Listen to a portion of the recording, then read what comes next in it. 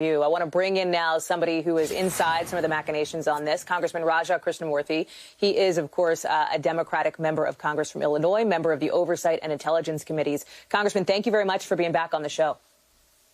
Thank you so much, Hallie. So how real is this impeachment discussion? What is the timeline that you are hearing for a vote? It's very real. There's a sense of outrage, betrayal. Of course, we're mourning the death of Officer Sicknick and the others who died in the storming of the Capitol. I think the timeline could be very fast, depending on what the Speaker and the leadership decide. But I think that we should take this very seriously. Obviously, the fastest route is for the president to resign or for Vice President Pence to invoke the 25th Amendment. There are a lot of logistical questions about impeachment and removal in the Senate, but I think that this possibility is very real. You're a lawyer. What exactly would the impeachable offenses laid out in the articles be, and how far along is that process, based on your knowledge? I don't know how far along the drafting is. We're going to be having a call today to talk about all of this. But, you know, clearly instigating a mob to move upon the Capitol, to attack the citadel of democracy, to participate and to incite an insurrection would fall within any definition of impeachable crimes. I think that the other issue I just want to bring up, which folks like me and others have raised before, is the pardon power. You know, the president is considering pardoning himself right now very seriously based on what we're hearing. And I think that were he to do something like that, and I plan to ask the White House counsel yet again today about this issue, especially with regard to his conduct in inciting the mob to attack the Capitol, I think that would trigger a stampede toward impeachment and removal. Nothing can, you know, the option of doing nothing is not feasible right now, given what has transpired in the last 48 hours. I think there are a lot of Republicans who feel that way, too. Why do you think that? I think that what the president did in his efforts this week kind of went above and beyond anything that he's done before.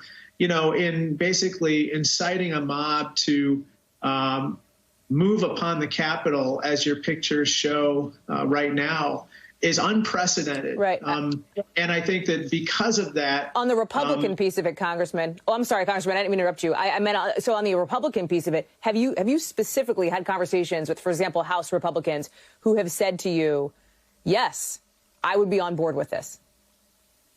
No, not specifically on this impeachment question, but, you know, when I was there into the wee hours voting on certifying the Electoral College outcome, I can tell you my Republican colleagues expressed emotions that I haven't heard from them, quite frankly, in the past. And I think what you saw with Ben Sasse and other colleagues of mine in the Senate and the House, I think is a sampling of what you're detecting probably among the wider caucus on the other side.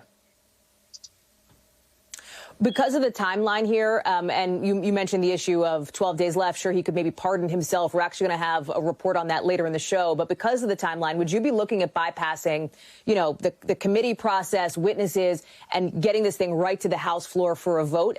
That's how it would have to go down, right, in order to get this done and get it over to the Senate, you know, at any time before January 20th. Well, I think we're going to talk about that today during this caucus call.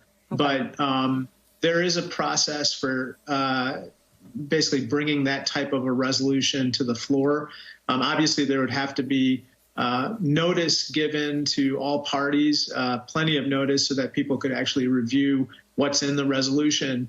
But, you know, this is kind of a situation that requires emergency measures, Hallie.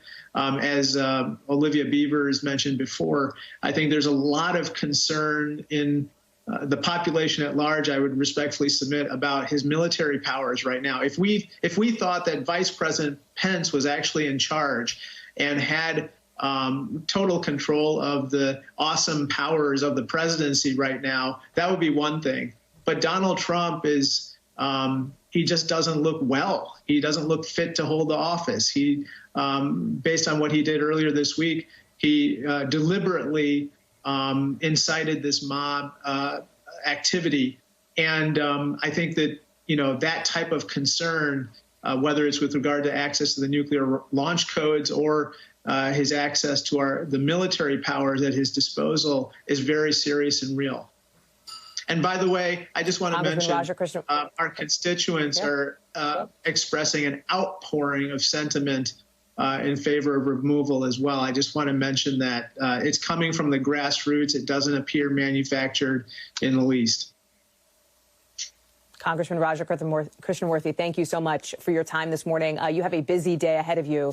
We're going to be keeping an eye on these fast-moving impeachment developments on the Hill. Thank you.